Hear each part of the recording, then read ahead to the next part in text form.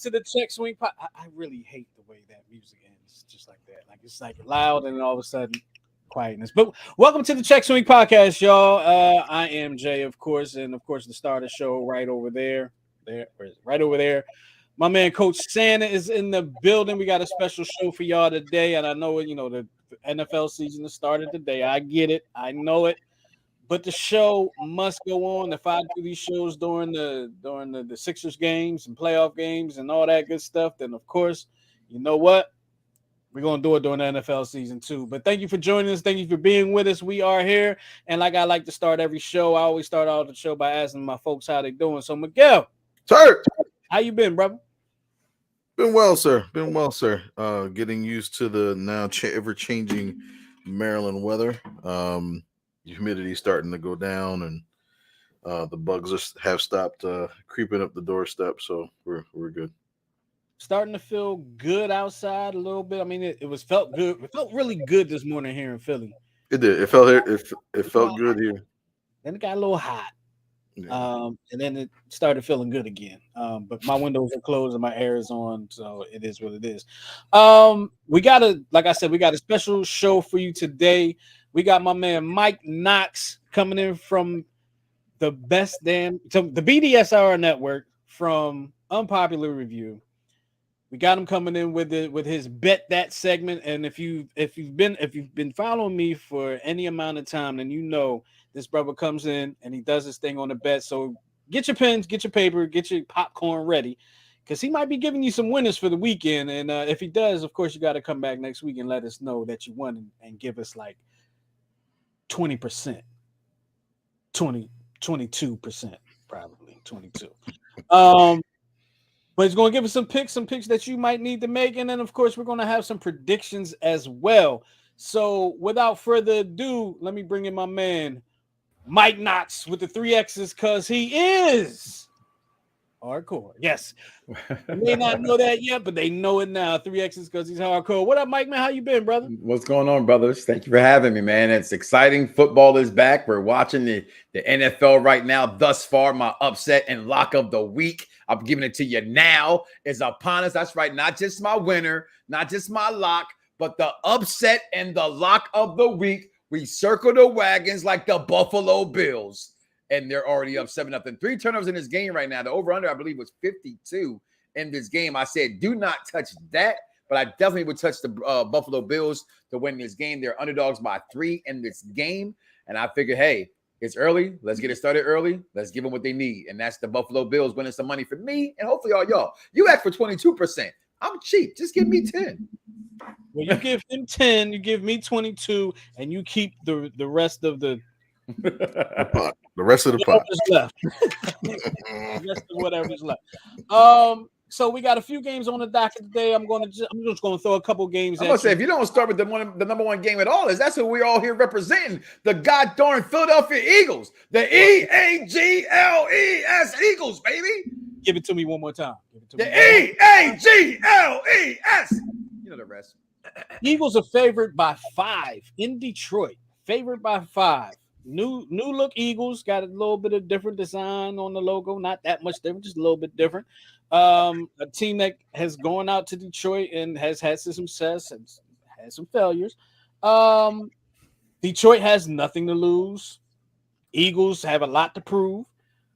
Eagles -5. How do you see in that game turn out, Mike? As you just already said, because you're a smart one, and this is the show for the intelligent sports fan, right? Any show I'm a part of, I mean, people are intelligent, so I'm going to keep it honest with you. Listen, the Eagles have had problems with Detroit on opening weeks before, okay? A couple years ago, we went down there, thought we was going to smash them, stack them, and pin them. No Roman Reigns, and look what happened. We had a trouble down there with them. So listen, this is a 5-point game. I'm only touching it because I just can't believe, and I got to go off paper. And so because I'm going off the paper, I'm going to pick the Birds to cover that 5. That's not a homer pick. That's just a be careful pick, right? Because it can go either way in its opening week in the NFL. And listen, there's rules to handicapping, and that's definitely one of them. Be sure what you bet on in that opening week, and definitely be careful this week. But I'm taking the Birds to cover. If you're going to play it, definitely play it and later the points for the Eagles. Now, I'm going to give you this game not because it's one of the good games that you're going to want to watch and then the good teams, but it has an interesting story. It has a good story, okay? Of course, I'm talking about the Browns and the Panthers. The Panthers are actually favored by a point in this game. What do you see in this game going on? This is definitely one of the most intriguing games of the week, and I'm just going to say this right here and right now. This is a do not touch because my money says Baker comes through and gets this win. But my intelligent mind tells me the Browns defense is not that inept, and they're still as good as they were last year, if not better. As long as Cleveland can stick to this running game, they should be okay. There's nothing over here to make me believe in Carolina offensively anywhere. Look, you already got McCaffrey, Mr. I stay injured McCaffrey already. He got cut in practice with cleats to his face. Like, we'll get to this guy now. He's gonna get Carlos Boozer and chip over his own laundry bag and end his season right there as well. But if you're gonna lay it, I say stay away from him. If you're gonna lay it, I'm gonna definitely go ahead and lay the points for the Browns to win that game. Now, here's one that's interesting. Division rivals, division matchup. It can go a very important game in week one. I'm talking about the Raiders at the Chargers. The Chargers are favored by 3.5 in this game. The Raiders kind of got a new look, got some new weapons. How are you seeing this one? How are you feeling this one coming through? I mean, this is a tough one right here. Actually, to me, it's not that tough at all. I'll be honest with you. This is two teams that have both 3 and what you want to call it? The won their last 3 games on opening day. If you're following anything that I'm doing right now with Bet That over at UPRE on Pop Review Entertainment and BDSR Network, where I picked this game, I picked the Chargers. I said right now to be my Super Bowl pick. So I got the Chargers winning this game in Oakland, or as I say, Las Vegas at this point, right? And I got them winning this game outright. Take Los Angeles in the 3. Trust me, I love the Raiders. I'm a big fan of their quarterback, but just not this week right now. I think everything signs point to the Chargers showing who they are, and their defense got better. Shout out to Ding Dong Darren Davis for all the game fans out there. Cannot wait to see this matchup. Shout out to my man Dice Man who's watching also right now, who's as he would say, boat gang or don't hang. I got them winning this game, man. All intents and purposes, I do. All right. Let me see what we got. I'm gonna give you 3 more. 3 more because they're interesting. Okay. And actually maybe 4. Let me give you 4 more. Okay. Can I give you 4? You got time for 4? I got time. Let's go. What we doing with? All right. Let's go with the Patriots at the Dolphins. Always an interesting matchup, no matter who the quarterbacks are, who the coaches are. Mm-hmm. Patriots at Dolphins, new look Dolphins, same look Patriots, and I'm not talking about the Tom Brady. Dolphins favored by 3 in this one. At home. Oh, let me make sure I looked at. Yep, that's exactly what they are. Yeah, I like the Dolphins and the 3. The Patriots, if not for Bill Belichick being their coach, would be the worst team in football. Not the Chicago Bears. Okay, roster wise, what scares you about the Patriots? Not a god darn thing, but it does kind of worry you. Bill Belichick. But what else worry about Bill Belichick? Him taking his team to Miami 5 days before the game tells me he's afraid of something. You can't get used to the humidity in Florida. I live in Florida. I've been here for 5 years. Hot is hot, and it gets hot as hell in Miami. Give me the Dolphins to cover this and win outright, and let the Patriots not right now start that. This state of their dynasty is ending. It's been in it 2-3 years ago, in my opinion, but now it's really coming to a slow death. Now, this game may not be interesting to many football fans out there, but it's probably interesting to us 3 for sure. Okay, and it does not involve the home team, but of course, I already know where you're going. Jaguars at the Commanders. Very interesting matchup if you're an Eagles fan. You got the Commanders and Carson Wentz as their quarterback. You got the Jaguars with Dougie P as their coach. The Commanders are favored by 4 in this one. How you seeing this one? I'm not touching this game. Not with your money, not with my money, not with a dead man's money. Dead presidents, they're all dead, but you want money to keep living? It ain't on this game. I'm not touching it. I don't trust the Washington Commanders. I don't trust Jacksonville. But I do. If I got to put anything, I put my hopes in the defense of the Commanders. Because you know what? We thought that defense was going to be good last year. Injuries plagued them, and they didn't live up to the billing as well. So I want to see this one in week 1 games. I say, watch what you're doing in week 1 because it can get a little dicey. Not touching this one. Yeah, you're making me feel nostalgic, Mike. You make me feel a little nostalgic with the do not touch. That was, used to tease me a little bit with the do not touch special. They were yours. You invented it. I'm looking for you. That game, but I ain't gonna touch it. I don't want it. I don't want no parts of it. Don't even ask me about. If I'm gonna lay something though, I'm gonna lay Jacksonville to cover that 4.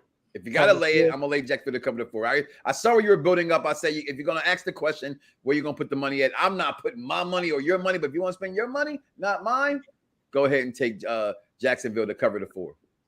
Yeah, that game's going to be interesting because the I almost called them their old name. The Commanders have they rally around one of their teammates that was shot during a robbery, and they probably rally around the fact that nobody's talking about them at all as far as division goes. All the attention on Cowboys and the Eagles. So two more, and we're gonna get a prediction and let you go. Sunday night, you got Tom Brady and the Buccaneers 2.5-point favorites in Jerry's world. Now we saw how that game went last year. It's a new year, new day. Touchdown Tommy might come in a little angry. We know he's got some things going on at home. We're not going to go into that. It ain't our business. 2.5 points, Buccaneers at Dallas. How you seeing this one? I hate to say this, but the Cowboys win this game outright. There's a lot of things going on in Tampa Bay that people don't understand. And them right now, one of the things going on in Tampa Bay is they're not the same team they were last year. Not offensively, not defensively. Everything's going to be different there. Everybody's putting everything on Tom Brady because he is the GOAT. But like you said, a lot of things going on at home. I don't think he's here for football anymore. I think he's here, and he made a mistake by coming back. And we're going to see that starting this Sunday, the mistake that was made. 45, I think, right? 45 years old. Yeah, 45. I was making the comment last night. 41. I've never been a professional athlete, but I can understand why in the 40s and leading up to the 40s, professional athletes tend to look for their next step in life. And I've never been a pro athlete, but I'm gonna tell you right now, my knees hurt for no reason. So I know their knees are hurting for all the action. That's the years I was playing back catcher. That's what that is. So we got one more game I'm going to give you. This is an interesting one. We got the Broncos going to Seattle. Russell Wilson going back to Seattle to his old team. And the Broncos are favored by 6 in this one. You know what, Mike? Before you even do that, I'm just looking at the lines, right? Yeah. And like I said, I'm feeling nostalgic. What's your number? Well, I guess now it's your number one rule. Because number one was Peyton Manning. Peyton Manning always covers. Right. Number 2 rule is what? Double-digit leads in the NFL are disrespectful. And there's no double-digit lines. Not a one. Not a one. This is the second highest line of the week. This is 6. We got 6.5s. And I'm taking it. And I'm but taking the 6. Broncos favored by 6 in Seattle. What you got? Taking that 6. Seattle is going to also contend for first, second, third, fourth pick in this year's draft. DJ Metcalf's a moron for signing back there. He should have brought his ass to Philadelphia like he wanted to, but he got drafted. But that's spoiled milk, and I don't like spoiled milk. Hell, I don't even like powdered milk. So they should have. I mean, have you ever had powdered milk? Boy, that's some nasty stuff. Nasty. Grandma, you know what you was doing. Bad, but I'm taking Seattle all day. Russell Wilson comes home with Sarah, and they're gonna 1-2 step all over the Seattle Seahawks in that 12th man this Monday. Well, there you have it. I hope y'all writing that down. Mike Knox with his picks. If he gets them right, come back and let us know. Hashtag bet that. Come back and let us know. Hashtag bet that. That's the segment. Hopefully, we can bring them back next week and for the rest of the weeks here in the football season. Just to have some fun. We had some fun. It's a fun segment. But let's talk about this. I want to talk about division winners. I'm going to get predictions from everybody here. And if you're watching, you can give us your prediction as well. I'm going to start with the AFC East, Jets, Bills, Dolphins, and Patriots. Probably kind of an easy pick here, but who y'all got winning this division, the AFC East? I got Bills. I'm also Bills on that one as well. I think we'll make it a trifecta. I think I got the Bills winning this one as well. This one here is a little more interesting. AFC North, Ravens, Steelers, Browns, and Bengals. AFC North. I know, Miguel, now you're in the you're in the DMV these days, but that Yes, really don't mean much. I mean, Not a damn thing. Miguel, who you got winning the AFC North? I have to lean towards the Bengals. Lean towards the Bengals. Okay. I'm a second the Bungles on that as well. Yeah, I'm looking at it. I'm like, in Browns, no. Steelers, no. Ravens, it's almost. Yeah, I want to pick the Ravens so bad, being that I've spent a lot of time down in that area. But it's hard to go against the team that went to the Super Bowl last year, and they're pretty much bringing everybody back. So I'm gonna go ahead and say the Bengals win the AFC North, and we'll see what happens there. So let's go to the AFC South, probably the least cared about division of football in the last 20 years. I know R. Dot is watching. I know he cares about the one team, but if you look at it, there hasn't been a whole lot going on in this division since Peyton Manning left. Let's just say it that way. But the AFC South: Texans, Titans, Colts, and Jaguars. Who y'all got? I'm going Indy. I'm going Indy. You go Indy. I'm leaning Titans. I'm leaning Titans. I think it's a flip flop of that division, but I think Indy's a more complete team defensively, and I think they know who they are offensively. And I think sometimes as you got King Henry, they don't sometimes realize that that's their bread and butter. That is true. that is true. I want to say Indy too.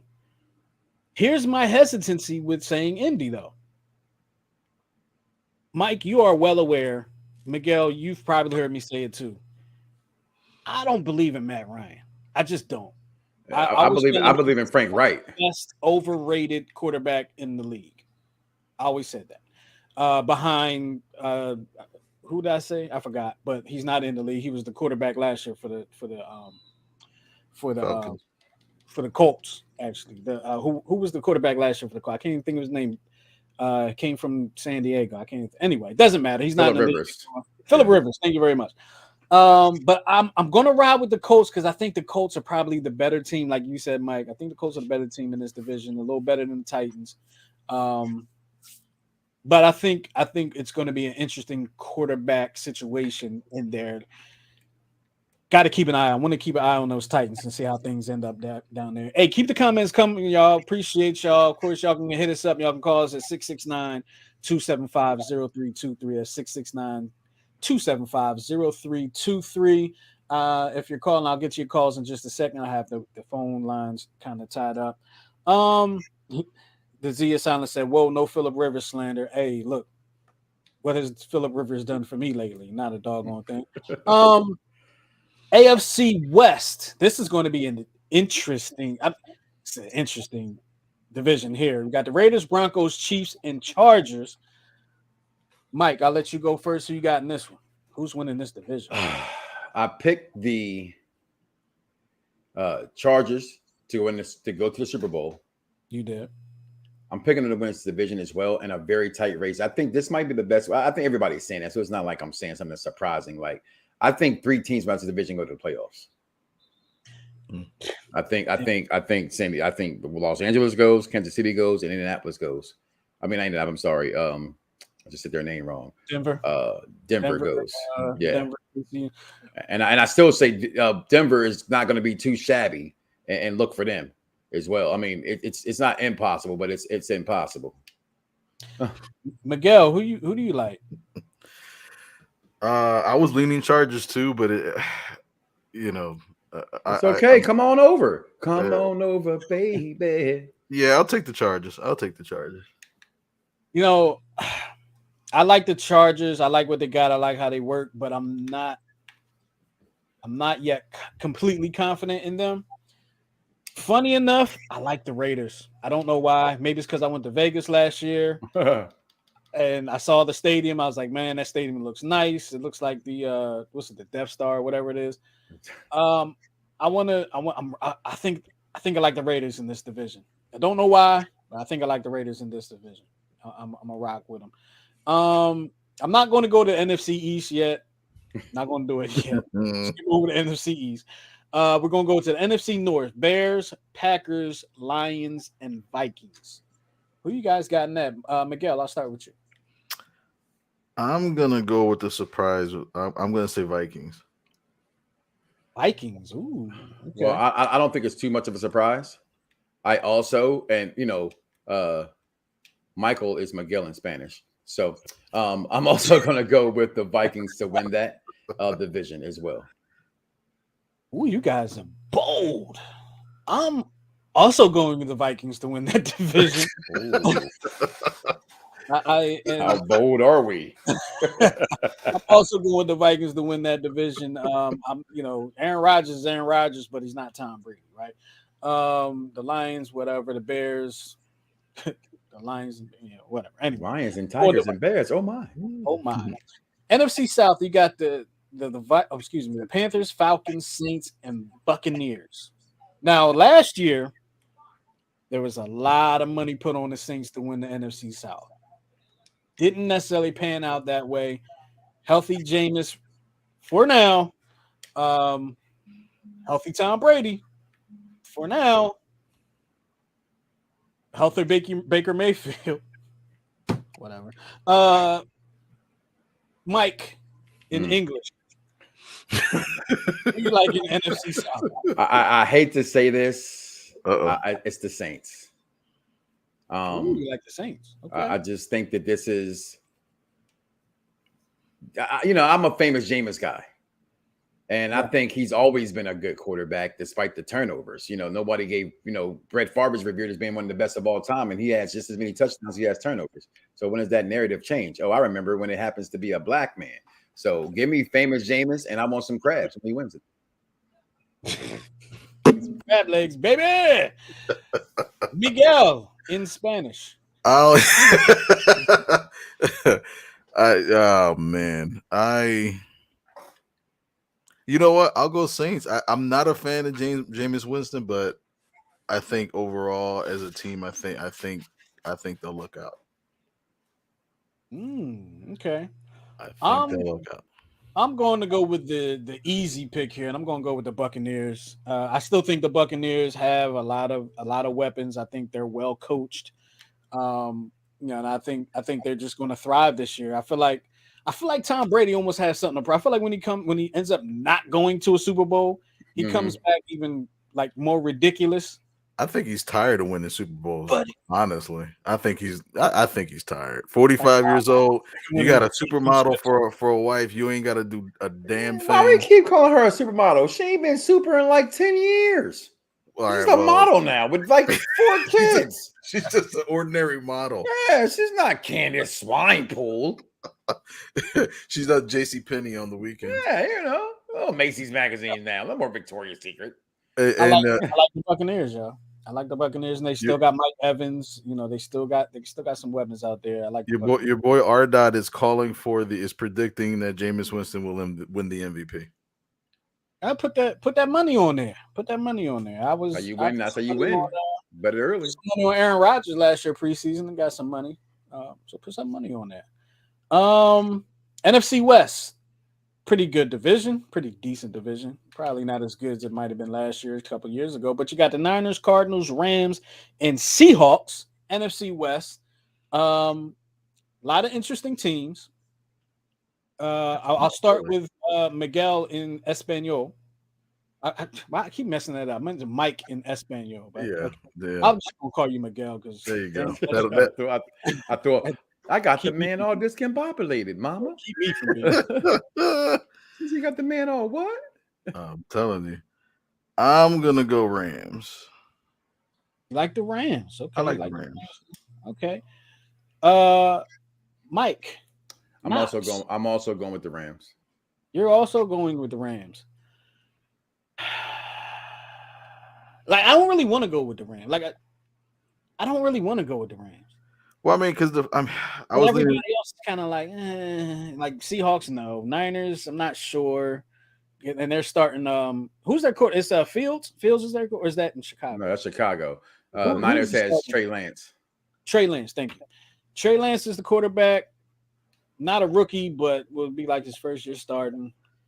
Yeah. You never know. Aaron Donald, Jalen Ramsey. They're Down losing 10-7 right now. Huh? and they're not covering. It's 10-7 right now. 10-7 right now. Yep. All right. Yeah, I'm gonna.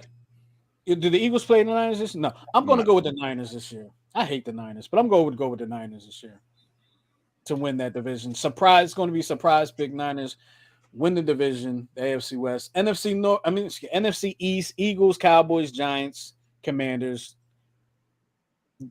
Is anyone not picking the Eagles to win the NFC East? Not only do I not have the Eagles win the NFC East, I have the Eagles win the NFC.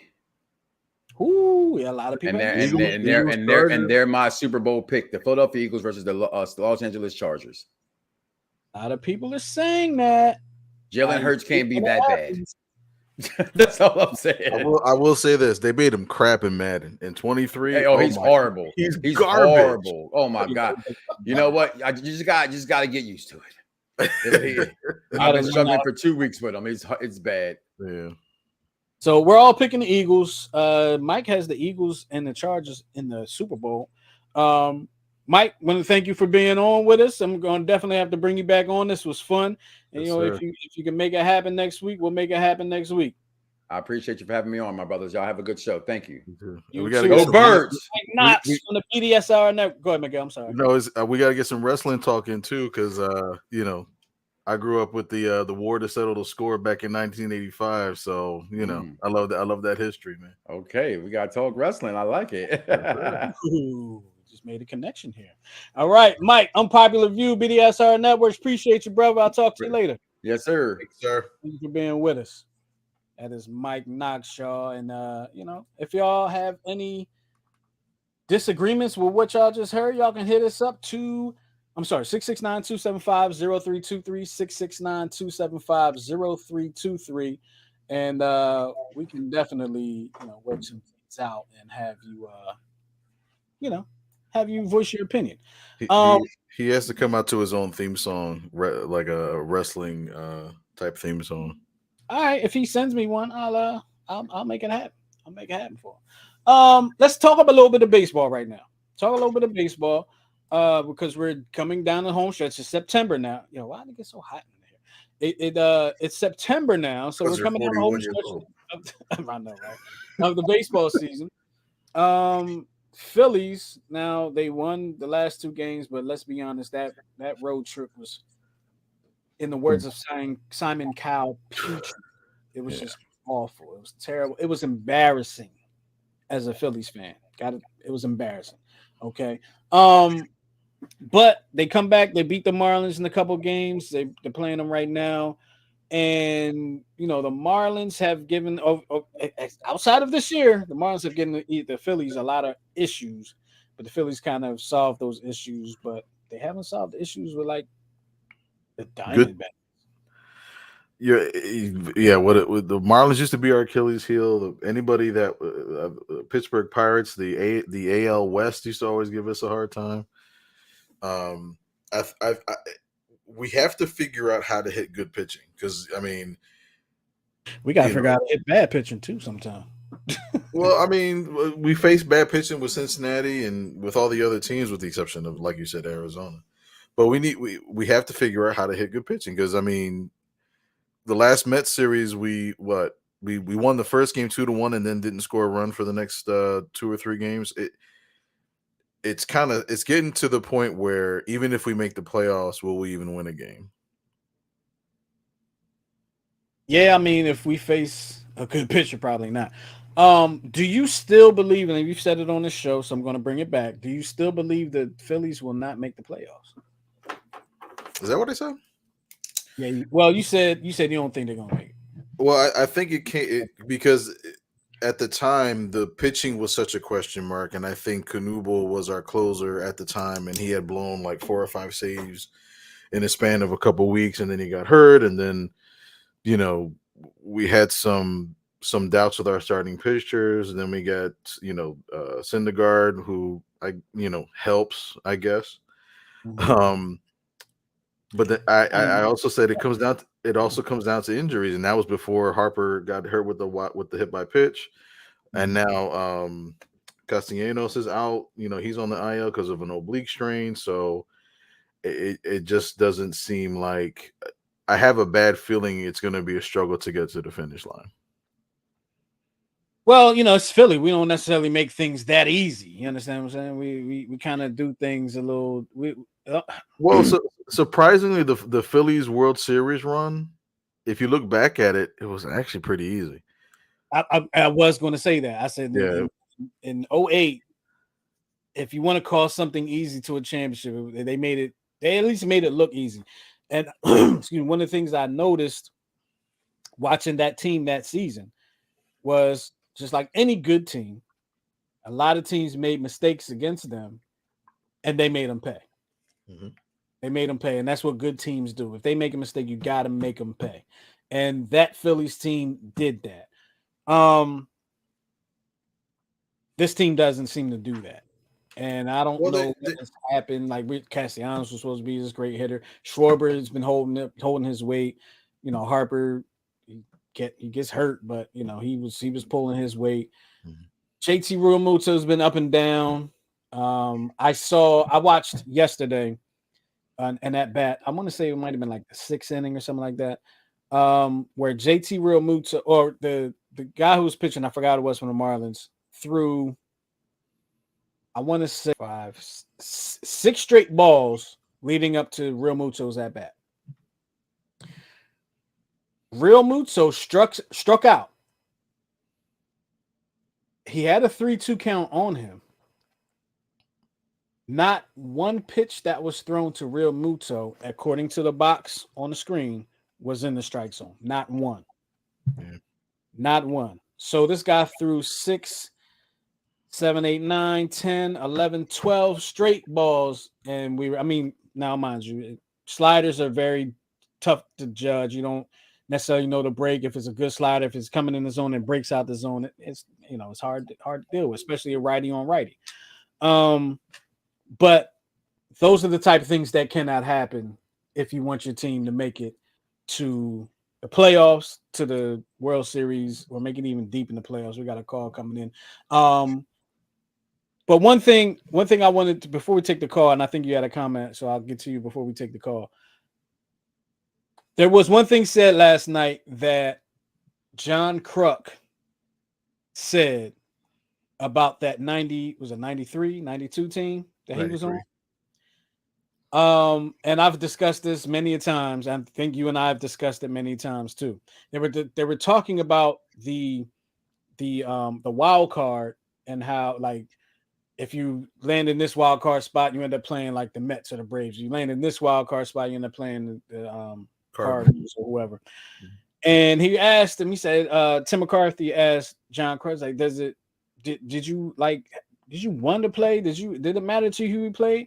And John Kruk said, yeah, absolutely. He said, we didn't want to go to San Francisco. We didn't want to play them because they dominated us all year. And we did well against Atlanta. So he said, yeah, I wanted to play Atlanta. He just kept going. He just kept going. Yeah. Go ahead. No, I remember on the YouTube, there's a Phillies channel that I've subscribed to, and they show like all these historic games. And I remember seeing it was a Sunday afternoon game. I think Tommy Green was pitching, and he gave up like 3 home runs. They got torched on national television. Like it was like 12-4. I was like, I don't want to face this team. I think Schilling pitched the Sunday game, and I think he lost 10-1. So it was yeah, we didn't want to face San Francisco. No, we didn't. But it was funny because we got lucky because San Francisco, what was it? They couldn't beat Atlanta in the 4-game series. No. They had a 4-game series against the Dodgers the last weekend of the season, and they couldn't. It wasn't San Fran and Atlanta. No, they were going head to head in the division because I believe it came down to like the last day, if I remember correctly. Yeah, yes. And it was they were both tied at 103 wins, and the Giants, I believe, had to beat the Dodgers. They were out west. It was their last division game, so they couldn't beat the Dodgers. I think they lost that series like 2 out of 3, but they had to sweep. but they had beaten them all year, and then they came up short. If I remember correctly, they came up short against the Dodgers that final weekend, and then Atlanta took care of what they had to take care of. Yes, they did, and the rest is history. But if there was a wild card, we probably would have faced the Giants.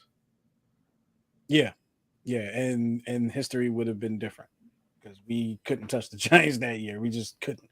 Phillies could not touch the Giants that year. Let's move on to another baseball topic. And the whole, if you're a fan of baseball, if you're a fan of the game of baseball, then you've heard the term analytics a whole heck of a lot over since the movie Moneyball came out, really. And there are some in the Major League Baseball that absolutely live by it, and there are some in Major League Baseball that just can't stand it. And one of the managers, two-time World Series winning manager, 2 times, right? He won with the Cubs, and he just won. He went to the World Series with Tampa Bay against us, but he didn't win. Yeah. So he's 1-1. Actually, I told Mike Knox, who was just on with us, when they signed Maddon, I told him that, I said, you guys are winning the World Series this year. Lock it up. I told him. And he'll if he comes back on, he'll tell you that I told you that.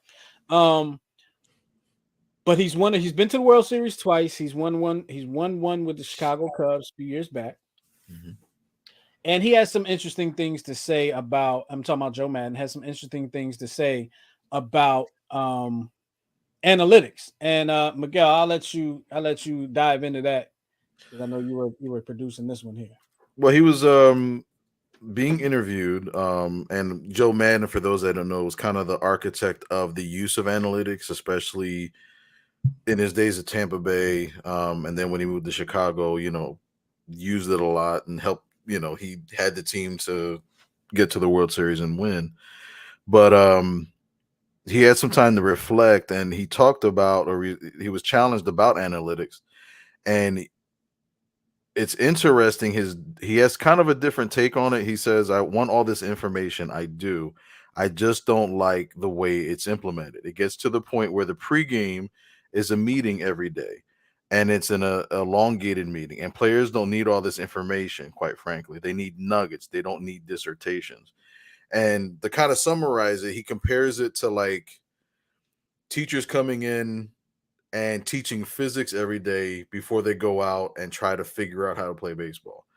And I think this kind of jives to what you and I have been talking about in regards to the argument about analytics and its use.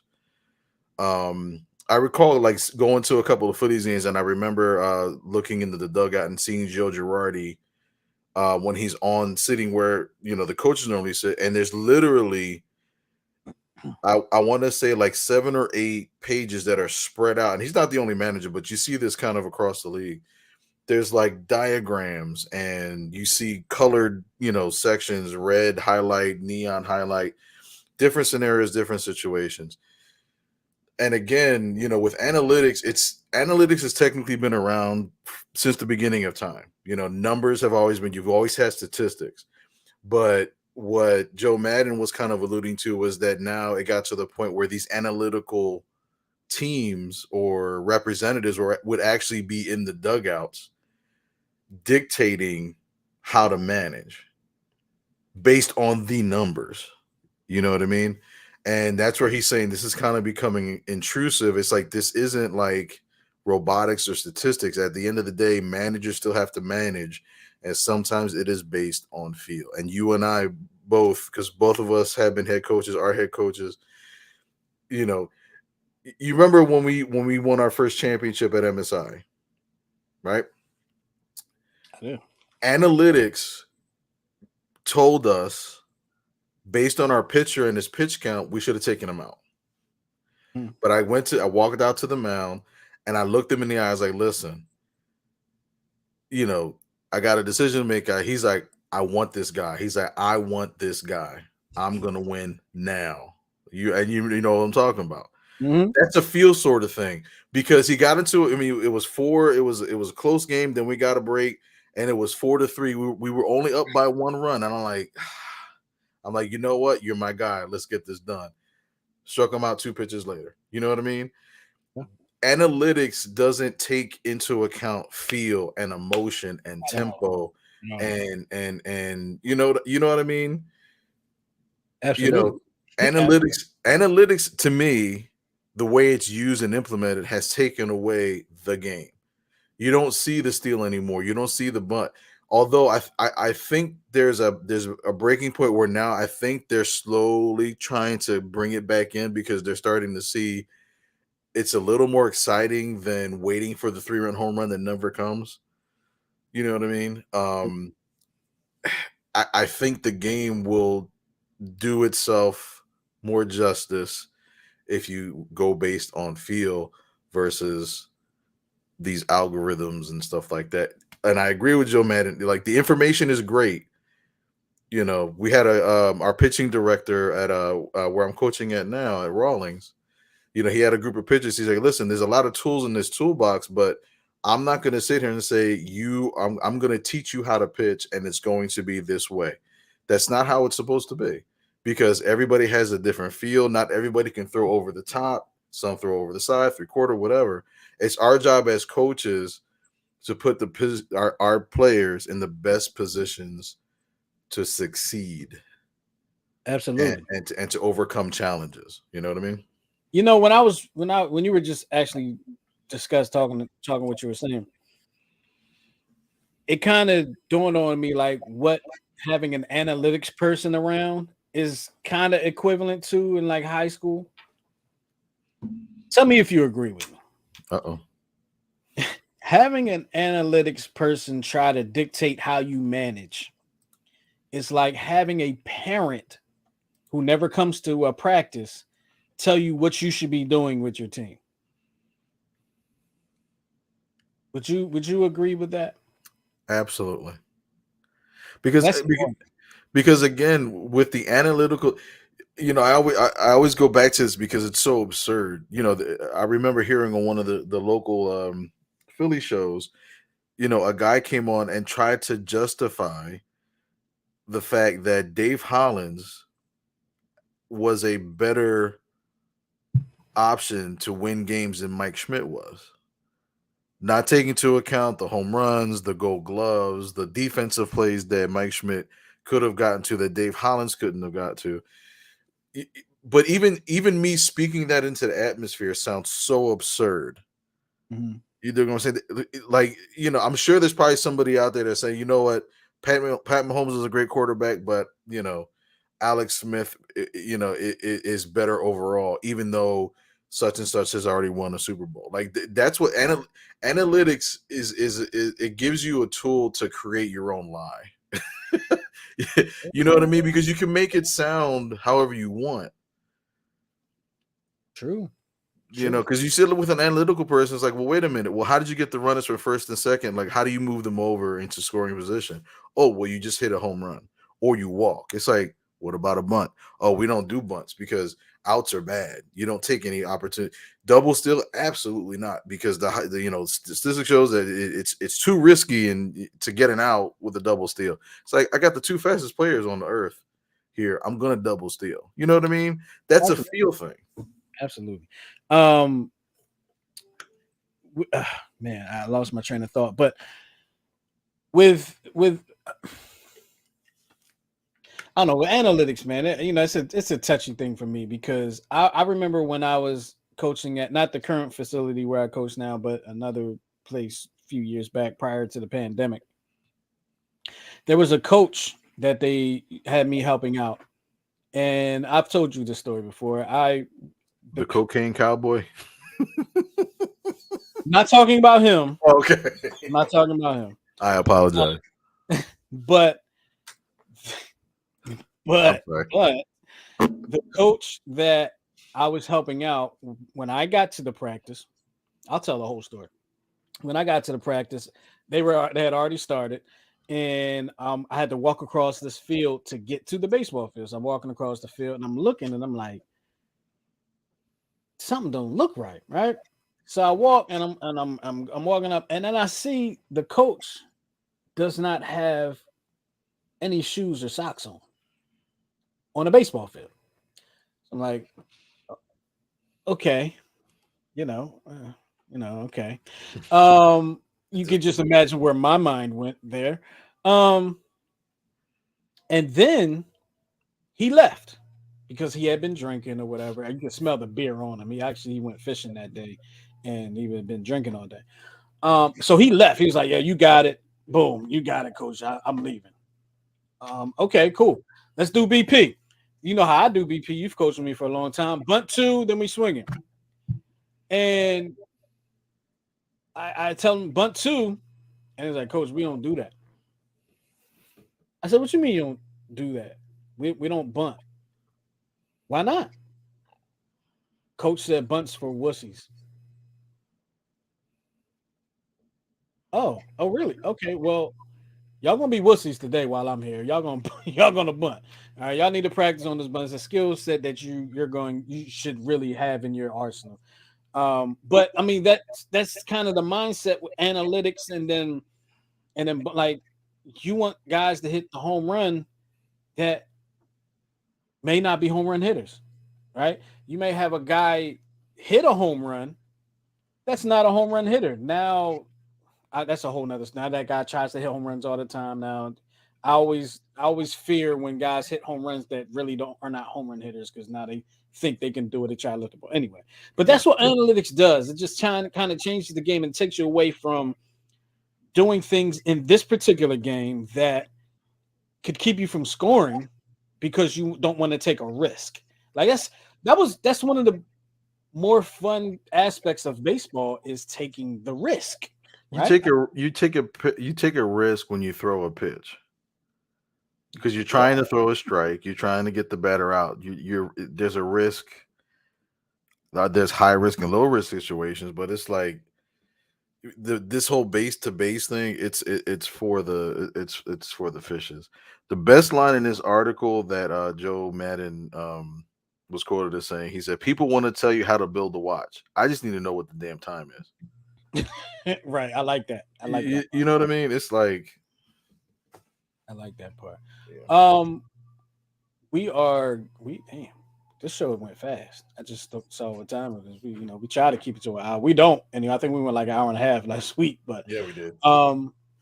Let's talk about this because you put this in last week's show, and we didn't really get I don't think we got a chance to touch on it. I think we talked about it more so after the show and post show. But Angel Hernandez, who is pretty much donning the title of worst umpire ever. He wears it proudly.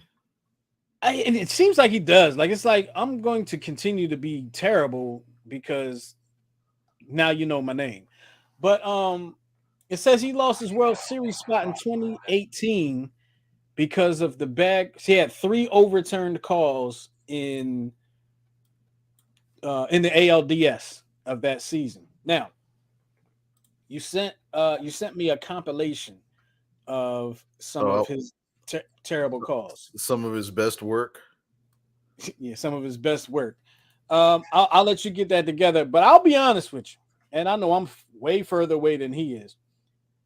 I got a couple of those calls wrong too. I ain't even gonna lie, I got a couple of them wrong too. And then when I saw the replays, I was like, "Oh, good God!" Umpire. You can put them up. You can put them up. So here we go. Here. So I think the now that one, the catcher lost him that strike. Yeah, the catcher lost him that strike. But I think the big deal in all this is that it's one thing when there's blatant discrimination. That's one of the calls that was over to. When you have so many calls over to this, so the 3 calls that they're talking about were in the same game. Right.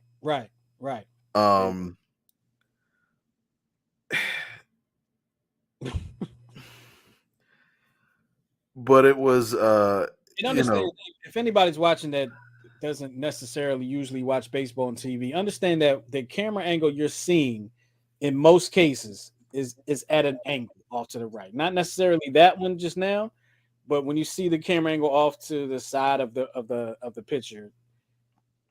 Now this one here, how is that not called an out?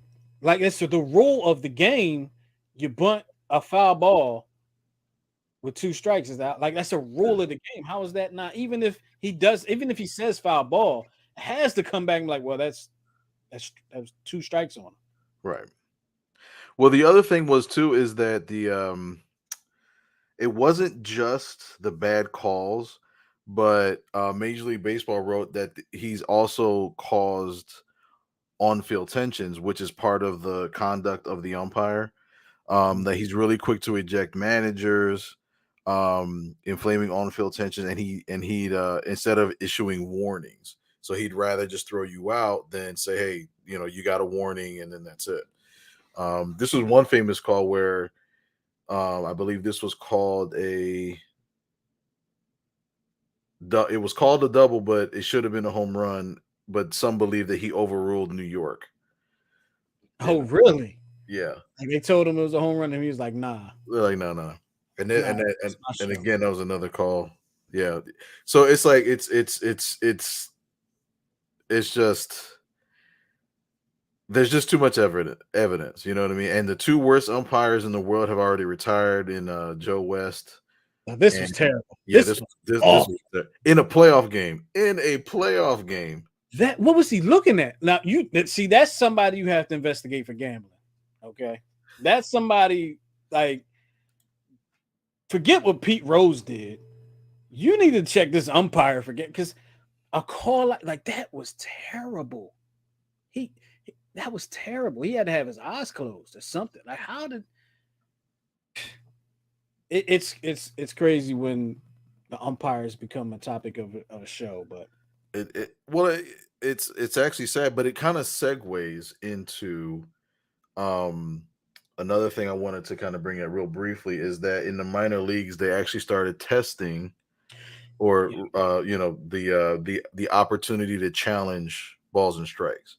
And I forgot to get the video of it, but basically what happens is in this video, the pitcher throws the pitch, umpire calls a ball, and the pitcher just does a signal, check it. Umpire turns around, he taps his head, and you've seen this technology in tennis where if the ball's in and out, they'll say, "Can you check it?" And then you'll see the replay, and then bam, that's it. Yeah, and a ball and it's was actually technology in tennis too. It's been around. It's been around for, but here's the thing: it's a technology that was used in tennis. It was first introduced in Wimbledon, which is in England. In Europe, they got that thing. They are far beyond us as Americans, because I did a study on this when I was at Drexel. They were using drones, on the field before, any sports over here.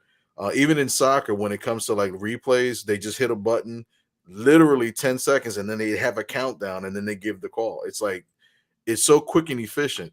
Even what the umpires do now, they shouldn't have to go over to anybody and put on headsets or anything. They should have something in their ear, tap their side. Replays, referees should not have to leave the field to go see a monitor and then come back. It's unnecessary. It is. I think they're just kind of going about it in a cheap way and don't want to really fix the problem. I think I would agree with that. Yeah. But see, here's the only issue I have with doing that type stuff. If we get to that point, do we really need the umpires? My answer would be no, because you can just have somebody in a booth somewhere in New York hit a button, call comes up on the big screen, out, safe, strike, ball, whatever the case may be. Yeah, but just like with our job, what happens if the network goes down? Yeah. Good point. That's why I've never been management. He's silly. It's time for Miguel to stump me again, and we actually have a special. I'm not giving Miguel a question today. Somebody else is going to give Miguel questions today. But oh my God! I told him the person you're speaking of. I said when he said he had a trivia question for me, I immediately said Jay Buhner. It's a Seinfeld thing. Charlie Hayes. Are you serious? Yeah. Yaga. How'd you? I don't Well, know. I don't know. I don't know. It just I know Charlie played for the Phillies. I know he played for the Yankees. Um, and I know that the Yankees won the World Series in '96. I know I mentioned like last week that Charlie Hayes broke my heart by catching that last out. Um, I don't know. I just Charlie Hayes. I just you know. that was the quickest guess on this show. Like, we got to go back and check. That has to be your absolute quickest guess. It might have been. Oh, and right there in the middle is when he caught that ball in the World Series. Yeah, I did that one for you. Oh, really? Thanks a Yeah. lot. Thanks a lot. Well, You we know, have a go ahead, huh? Juan Pierre was your second fastest, I think, because you Well, saw his number, and then Marlins. You're like Juan Pierre. It's like, oh, whatever. to run base like Juan Pierre. Um. So now we have a caller. Hold on, let me unmute him real quick. You had him on hold all this time. Well, he told me to wait until the end. Don't put him on until the end. Okay. He was just getting called, calling and get everything ready, get everything intact. We got R Dot is in the building. R Dot, what's going on, brother? Gentlemen, how y'all doing this evening? Another great show tonight, man. Huge shout out to Mike Knox. Yes, sir. And Sports Show and Radio. I missed that guy. Well, appreciate it, man. And I hope you told all your people to check us out tonight because we can sure use the attention. No, I always do. Always. But you have a special question for Miguel. And I'm going to pick my feet up off the floor and allow you to ask that question. My feet are is the answer Brian Jordan? Yo, before we started. Am I gaslighting? I'm sorry. Before we get into that, I was thinking about the WAR stat, right? This is not about Brian Jordan or anything like that, but I was thinking about the WAR stat, right? And the WAR stat is what? Wins over replacement, which means wins above replacement. Yeah, wins above replacement. Excuse me, and that means that your likelihood to win with you in the game as opposed to your replacement, right? Mm-hmm. But doesn't it make sense that any starter's WAR is going to be higher than their backup? Because when you were talking about Mike Schmidt and Dave Hollins there, I was going to ask you what was Dave Hollins' WAR and what was Mike Schmidt's WAR. But the stat that was used, it wasn't WAR. I can't remember what the stat. It was some sort of like it was something a little deeper that was kind of like an alternative stat. I got to see what. I mean, we don't have to get into it, but I was just thinking like wins above replacement. Well, your wins above replacement better be better than the guy that you're starting above. Right. I'm just saying, like it just makes sense to me. But I don't know, who am I? R Dot, you got a special question for Coach Santa over here. What you got? Yeah, man, I've seen him stump you many a day, so I said I want to try my hand at something the great Miguel. He's been stumping me lately. Yeah, but they ain't questions I came up with. Some skateboard questions. All right, so here's the question, and I will make this a two-part question for you. In 1902, the first attempt at pro football kicked off with the formation of the NFL. They only had 3 teams. What state were those 3 teams from?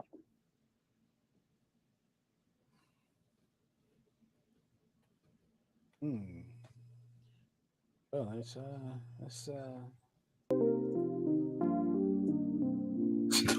really, bro? It's a nice groove. Let's see. Was it in the Midwest? No.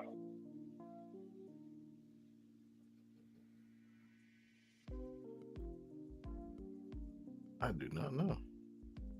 Yo, this music is throwing me off. What'd you say? This music is throwing me off. Yeah.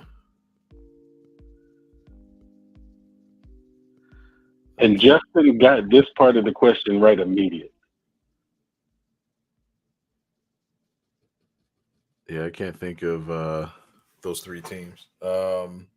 I'll take a guess and say I'll say Pennsylvania, but I know I'm probably off. It is Pennsylvania. It is Pennsylvania. So, second part of the question is, how I feel. can you name the 3 teams? Would one of them be the Frankfurt Yellow Jackets? That's the team I was thinking of earlier. The Frankfurt Yellow Jackets. That's the team I couldn't. Is that one of the Incorrect. Now the other two. Oh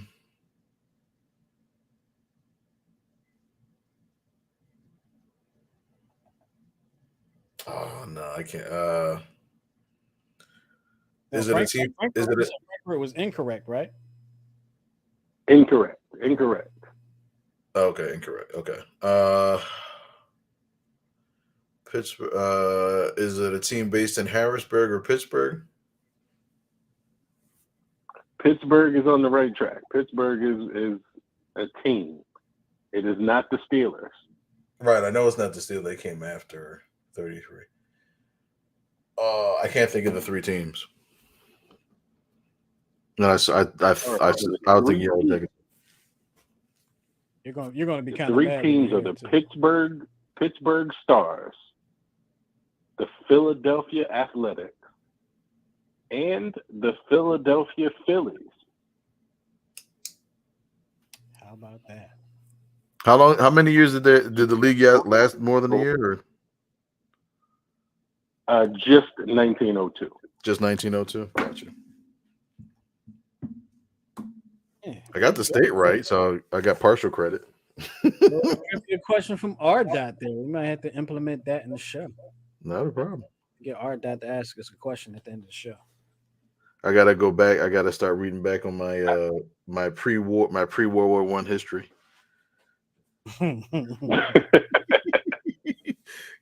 He's going for gusto. He's like, all right, in 1902. I was like, damn it. Yeah, when he said that to me, I just started laughing right away. I'm like, he went pre-civil rights. I was like, my goodness. That was before I was born. So interestingly enough, this trivia question came about after our conversation last week. I started looking up players that played both baseball and football. And this ties in because many of those players from those 3 teams also doubled as professional baseball players. How about that? I like it. They was out there on the baseball field like, look, man, we need to start playing some baseball. It's too cold. It's too cold. Football in wintertime. It's too cold to play baseball. So let's just throw this pigskin oblong shape and let's kick it through a big H. See what we can do. We'll come into a reference. Good question. Thank you, R-Dot. Thank you, sir.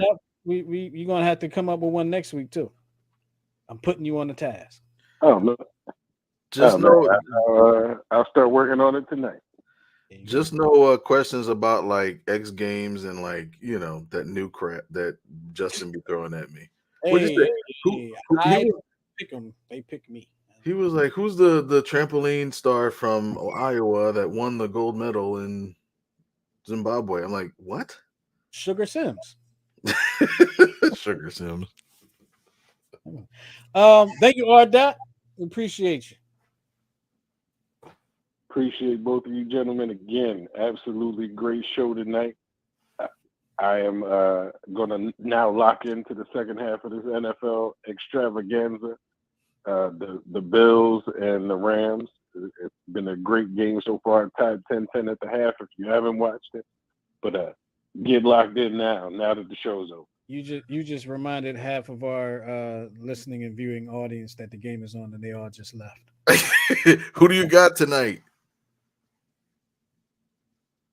I took the Rams, but I took them on a teaser at plus 8.5. Damn. You might be in good shape. I need one of them kind of junk. God damn. Plus 8.5?